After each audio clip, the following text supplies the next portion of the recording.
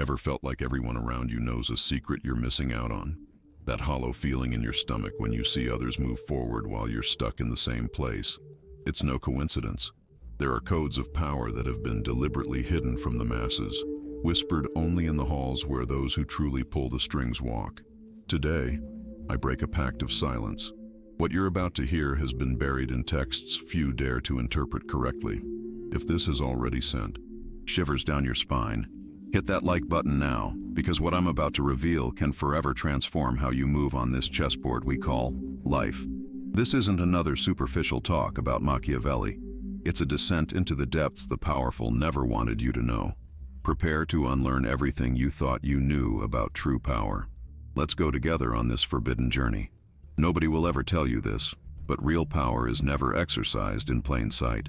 Machiavelli understood this when he wrote The Prince, a work many quote but few have truly read. Between the lines lies the most uncomfortable truth. Public goodness is the perfect mask for necessary cruelty.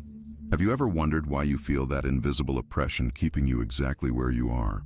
It's because the forces shaping your reality operate from the shadows, using principles that are over 500 years old and remain as relevant as the day they were written. The first curse technique you must understand is the illusion of freedom. Machiavelli never used these exact words, but their essence permeates every page of his work.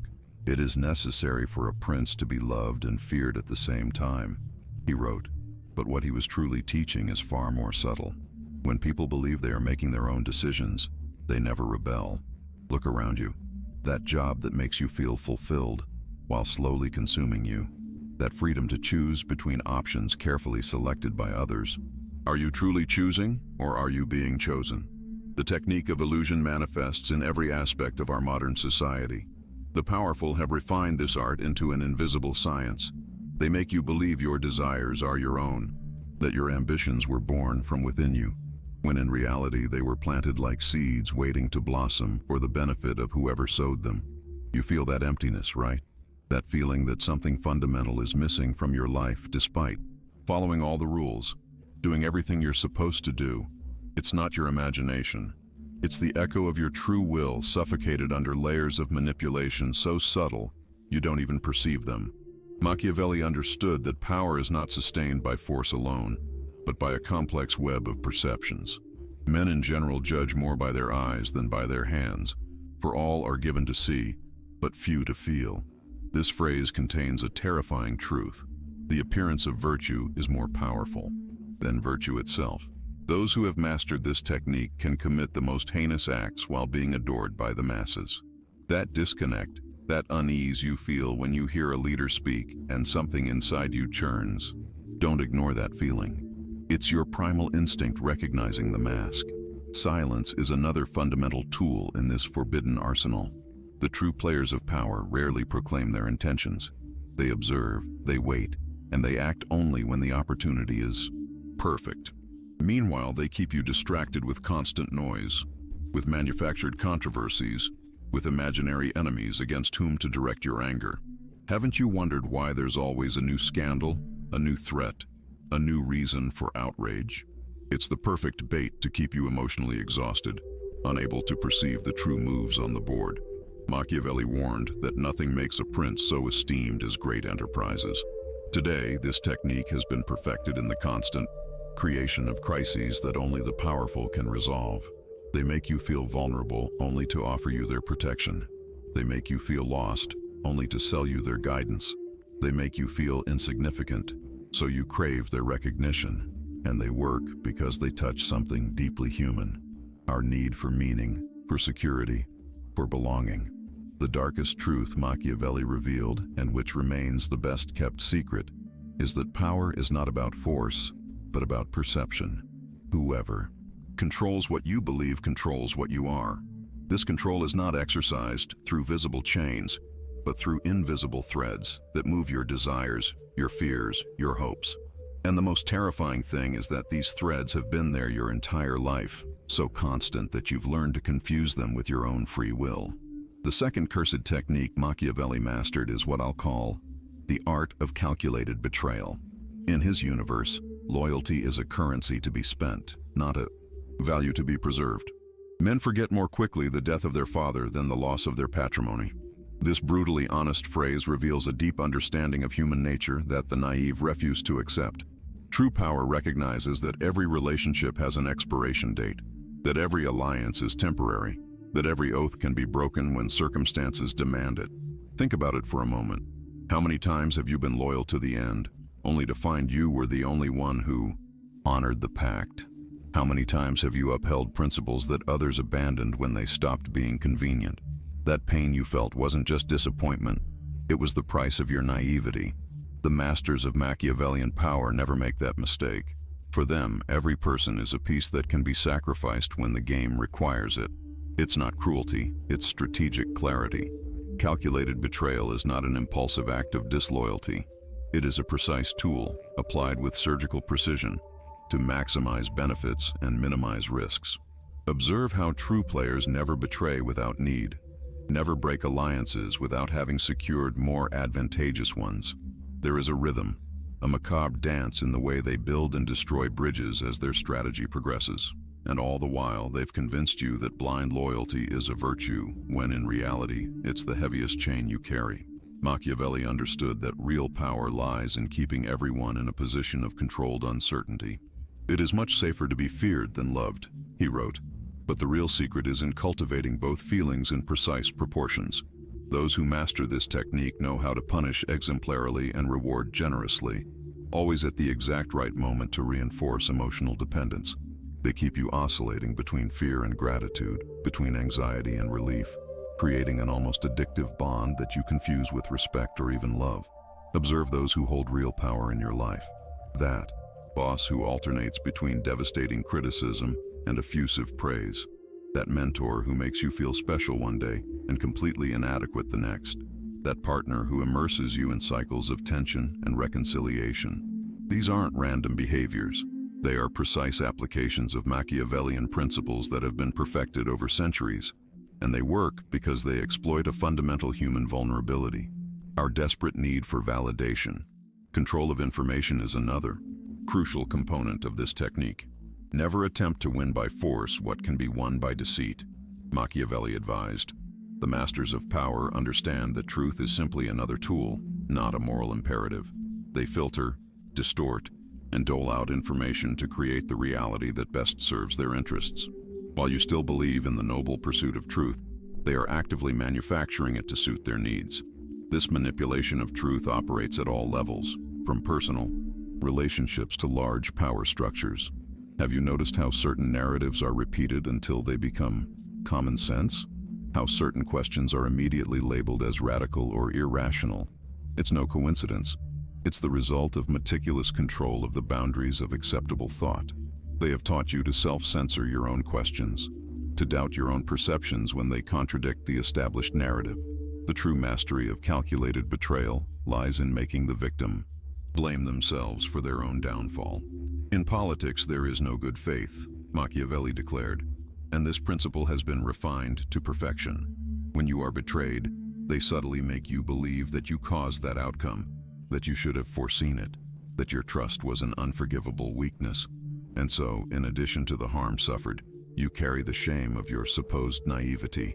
This double blow ensures that you never point fingers at the true culprit, that you never question the system that allowed your downfall.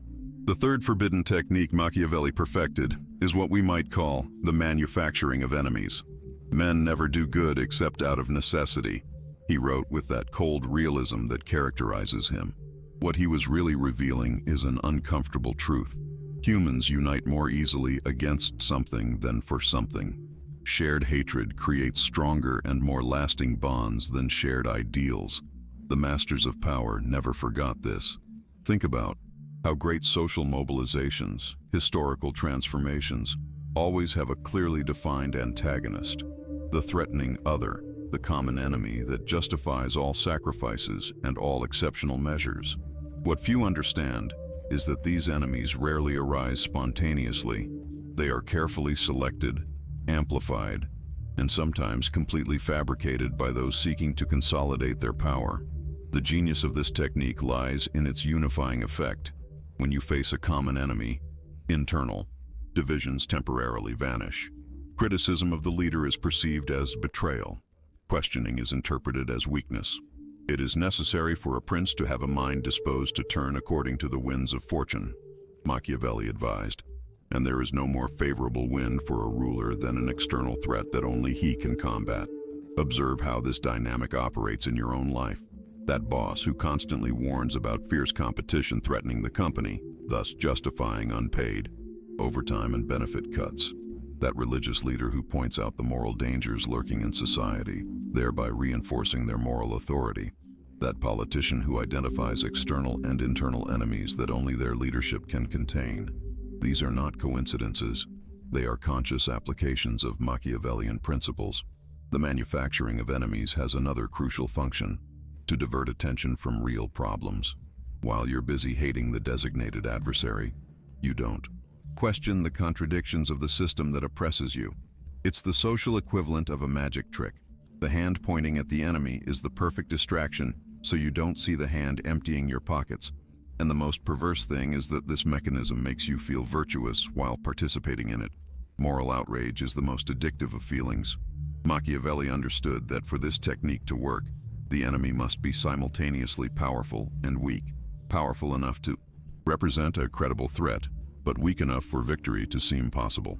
Men have less hesitation to offend one who makes himself loved than one who makes himself feared, he observed, revealing another layer of this strategy.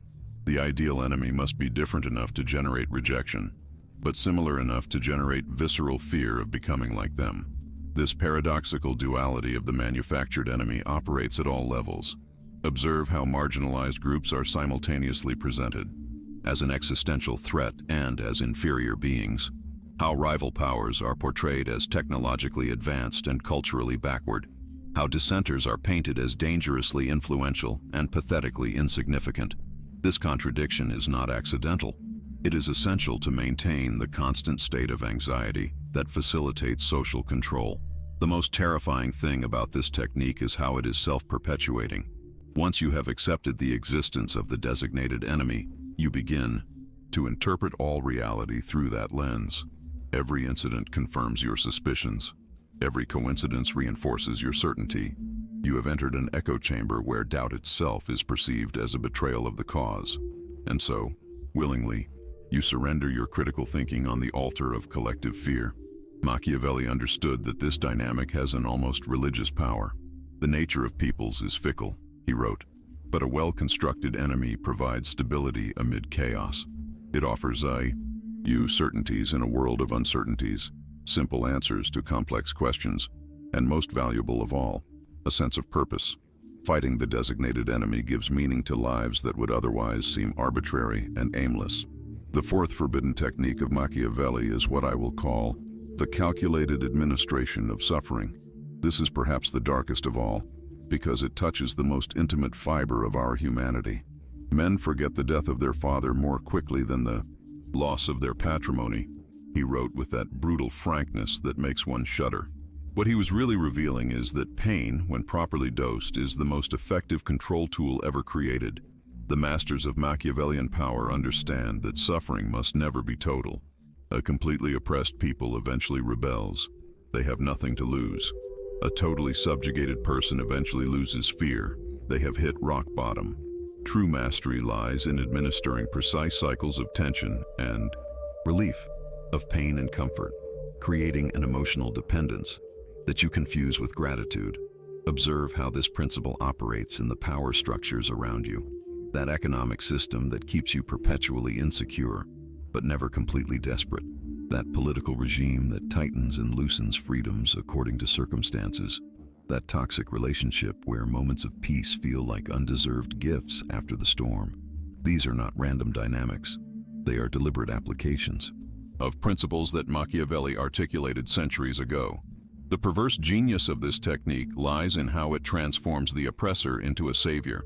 When someone causes you pain and then offers you relief, you experience a distorted form of gratitude. It is Stockholm Syndrome elevated to a principle of governance. It is safer to be feared than loved, Machiavelli advised. But true power arises when you make yourself loved precisely because you are feared, when they confuse the temporary absence of pain with true goodness. This manipulation operates at such deep levels that you rarely perceive it consciously. You feel that relief when the boss who humiliated you finally praises you. That gratitude when the system that squeezes you occasionally grants you a small victory. That renewed fervor towards the leader who temporarily alleviates the crisis he himself created. These are programmed emotional responses, as predictable for those who understand these principles as the behavior of laboratory animals. Machiavelli understood that this technique requires a crucial element: controlled unpredictability. A prince must be a fox to recognize traps, and a lion to frighten wolves, he wrote. Administered suffering must follow patterns irregular enough to maintain constant anxiety, but predictable enough to reinforce desired behavior. It's the same principle that makes slot machines addictive: intermittent rewards that keep hope alive while extracting everything you have. The most disturbing thing about this technique is how you eventually internalize the oppressor's voice. You begin to anticipate their desires, to self-censor, to discipline yourself according to their expectations. The best punishment is that which need not be applied, Machiavelli could have said, because perfect control is achieved when the victim becomes their own jailer. That critical voice in your head, those self-imposed limits, those fears you can't even name, are they really yours, or are they echoes of a power that has colonized your mind? This mental colonization extends even to your dreams and aspirations. The true masters of power not only control what you fear, but also what you desire. They have taught you to crave precisely what reinforces your dependence on the system: the recognition that only they can grant, the status that only they can validate, the security that only they can promise. And thus, even your most personal ambitions become invisible chains. Machiavelli understood that this technique works because it exploits a fundamental human vulnerability: our desperate need to find patterns, to make sense of chaos, to believe that suffering has purpose. Men generally judge more by their eyes than by their hands, he observed, and he was right. You prefer to believe the comforting narrative that pain has meaning, that you will eventually be rewarded for your endurance, rather than face the possibility that you are simply a piece in a game that was never designed for your benefit. The fifth forbidden technique that Machiavelli masterfully dominated is what I will call the art of strategic anticipation. This goes far beyond mere foresight. It is the ability to shape the future through a deep understanding of the causal chains that govern human behavior. Men are never so honest in their fears as they are in their ambitions, he wrote, revealing an uncomfortable truth. We can predict with astonishing accuracy what people will do if we understand what they truly fear and desire. The masters of Machiavellian power don't react to events. They create them. They don't follow trends. They set them. They don't respond to crises.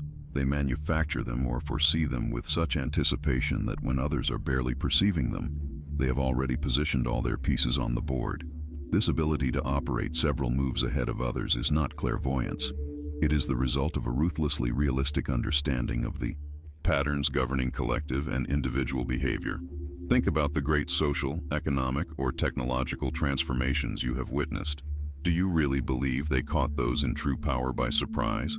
While most reacted confusedly to seemingly sudden changes, certain individuals and groups were already perfectly positioned to benefit from them. It wasn't luck.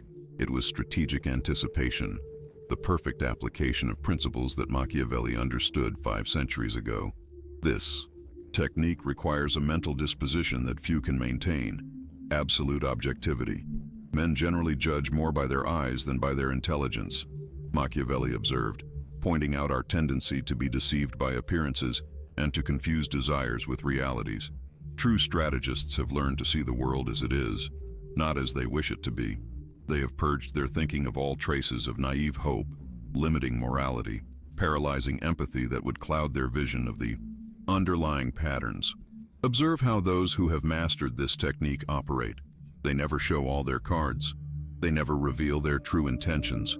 They make moves that seem incomprehensible to ordinary observers, but which months or years later are revealed to be perfectly calculated. They cultivate a reputation for unpredictability precisely because they are following patterns so complex that they are invisible to those who think in linear and simplistic terms. Strategic anticipation has a crucial component that Machiavelli understood perfectly: patience.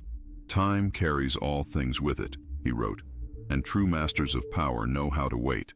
Unlike impulsive, ambitious individuals who seek immediate gratification, they plant seeds whose harvest they will reap years later. That ability to defer reward, to sacrifice immediate advantages for greater future benefits, is the hallmark of those who truly understand the mechanisms of lasting power. This long-term vision extends even to the management of their own image. Everyone sees what you appear to be, few perceive what you are," Machiavelli observed, "and true strategists meticulously build their reputation as one builds an impregnable fortress. Every public action, every statement, every association is calculated not only for its immediate effect, but for how it will integrate into the narrative they are patiently constructing over decades. The most disturbing thing about this technique is how it converts human emotions into predictable variables within a larger equation. True strategists understand that love, hate, envy, loyalty, and fear are not mysterious and unpredictable forces, but programmed reactions that can be provoked and directed with surgical precision. They understand that human nature is constant across time and space, and that whoever masters its patterns can anticipate with astonishing accuracy how individuals and multitudes will respond to specific stimuli. This understanding grants them a power that borders on the supernatural in the eyes of those who do not share their vision. While you react emotionally to the events of the moment, they are designing the events that will make you react in specific ways tomorrow. While you passionately debate within the framework of options they have presented to you, they are silently expanding or contracting that framework according to their interests. It's like playing chess against someone who not only anticipates your moves, but subtly alters the rules of the game as you play. Machiavelli understood that this capacity for strategic anticipation requires something that goes against our most basic instincts: the willingness to sacrifice valuable pieces when the larger plan requires it. Never attempt to escape a danger by the path of neutrality, he warned, recognizing that sometimes it is necessary to accept calculated losses to position oneself advantageously in the future. True strategists do not emotionally cling to positions, allies, or resources when abandoning them serves their long-term objectives. The sixth and perhaps most forbidden of Machiavellian techniques is what I will call the instrumentalization of virtue. This is the principle that many refuse to acknowledge because it challenges our need to believe in a morally coherent world. "Let a prince learn how not to be good," Machiavelli wrote in the phrase that caused the most scandal in his time. But what he was truly revealing is far more subtle and devastating. The most celebrated virtues by society are, for the true masters of power, simply tools of manipulation. A deep understanding of this technique requires recognizing an uncomfortable truth. Human societies do not truly reward goodness, honesty, or integrity in themselves. They reward the convincing appearance of these qualities. Men generally judge more by their eyes than by their hands, Machiavelli observed, and he was right.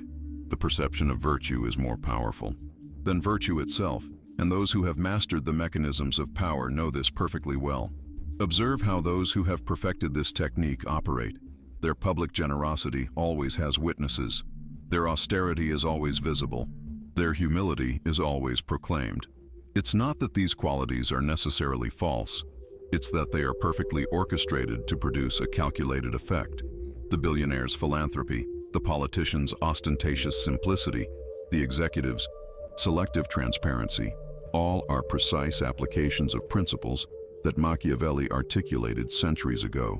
The perverse genius of this technique lies in how it converts society's moral expectations into weapons against itself.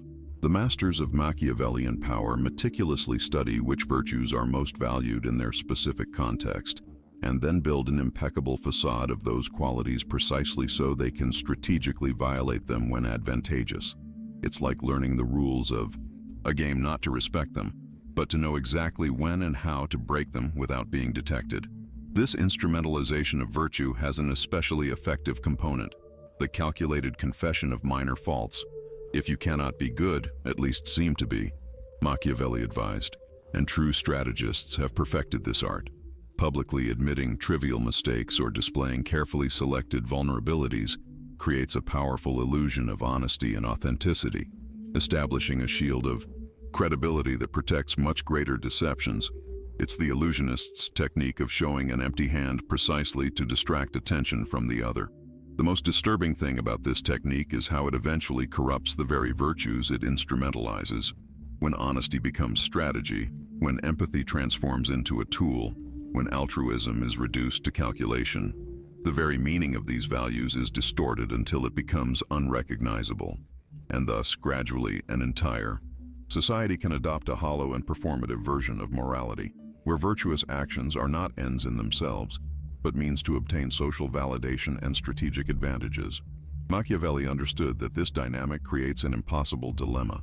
In a world where virtues are instrumentalized, whoever genuinely practices them is at a disadvantage. A man who desires to make a profession of goodness in every respect necessarily comes to ruin among so many who are not good, he warned with brutal frankness. True idealists, those who refuse to reduce moral values to tactical tools, are invariably marginalized, ridiculed, or, at best, turned into harmless symbols that the system can display precisely to maintain the illusion of its own virtue. This reality explains that feeling of falseness you experience before certain public displays of goodness, that indefinable unease when faced with inspiring speeches, that cynicism that invades you when you hear grand moral promises. It's not simple pessimism. It's your intuition recognizing patterns of instrumentalization you've seen repeated countless times. It's your subconscious detecting the discrepancy between the explicit content of the message and the implicit intentions that motivate it. The instrumentalization of virtue reaches its most refined expression in what we might call selective moral subversion. The masters of Machiavellian power understand that certain moral transgressions, if framed appropriately, can increase their symbolic capital instead of diminishing it. Cruelty presented as a difficult but necessary decision, lies justified as a higher truth, self-interest disguised as responsibility towards a greater good. All are manifestations of this technique that Machiavelli described when he noted that sometimes it is necessary to act against faith, against charity, against humanity, against religion to preserve the state. The most terrifying thing about this technique is how it eventually blurs the distinction between being and appearing. The true masters of Machiavellian power don't fake virtues. They construct modular personalities that they can activate as circumstances require. Sincerity itself becomes a performance so convincing that even they can momentarily forget they are acting.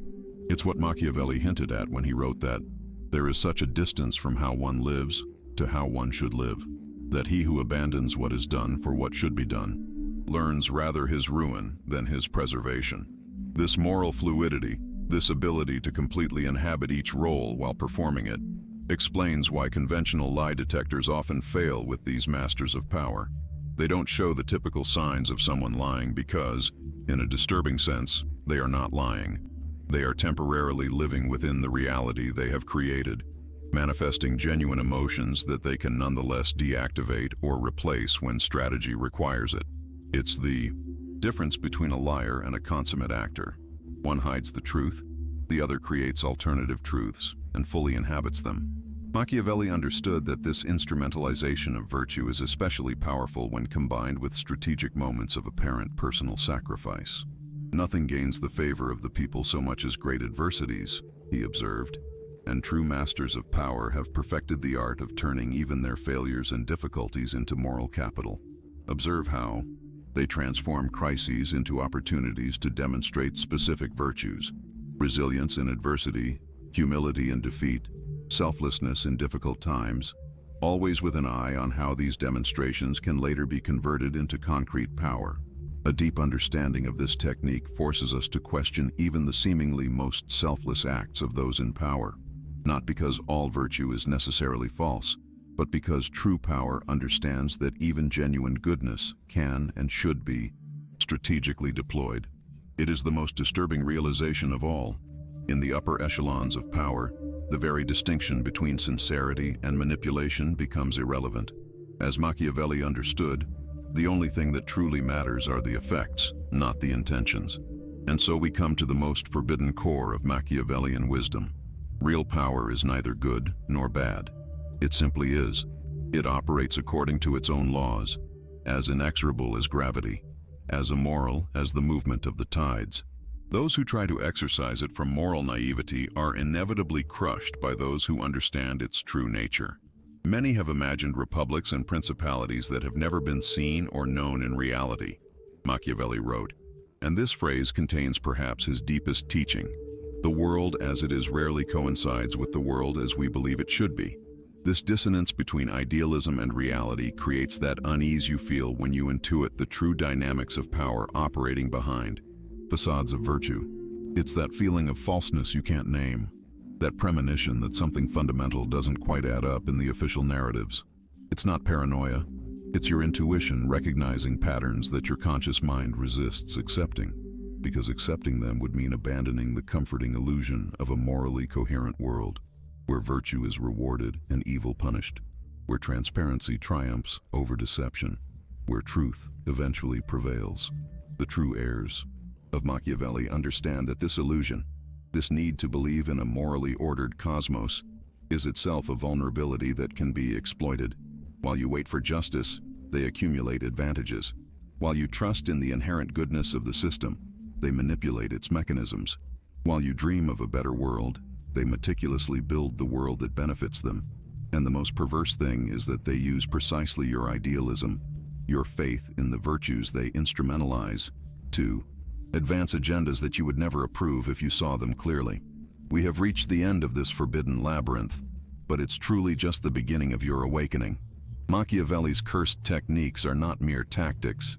They are scalpels that dissect the very nature of power. Now you can see the invisible threads that move the shadow play we call reality, those hidden mechanisms that have been operating right before your eyes your entire life. Do you feel that hollowness in your stomach? It's the vertigo of truth, the sensation that the ground you thought was firm is vanishing beneath your feet. But in that fall, there is a strange freedom. Like in a maze of mirrors, now you can distinguish between reflections and true exits, between genuine virtues and their instrumentalized imitations. Forbidden knowledge is a fortress that protects those who dare to look directly at what others prefer to ignore. The question that hangs in the air is not if you will use this knowledge, but how. Because power itself is not corrupt. It is corrupted by the intention that animates it. The same techniques that can enslave can also liberate when used with full awareness of their implications. The true Machiavelli was never the demon his detractors painted, but a surgeon who dared to describe the anatomy of power without the anesthetics of naive idealism. Those who didn't awaken after this journey will remain pawns on others' boards. But you, who have seen behind the veil, can no longer pretend you don't know. In your hands lies the most important decision: to remain a passive spectator or to become a conscious player. The price of the first option is the security of ignorance. The price of the second is the responsibility of knowledge. If this journey has resonated deeply within you, leave a comment with the words, "Power sees what others ignore." This will be our secret sign, the recognition among those who have crossed the threshold of the forbidden and returned transformed. And remember, it's not the loudest voice that changes the world, but the one who whispers the precise words at the exact right moment. I await you in the next revelation.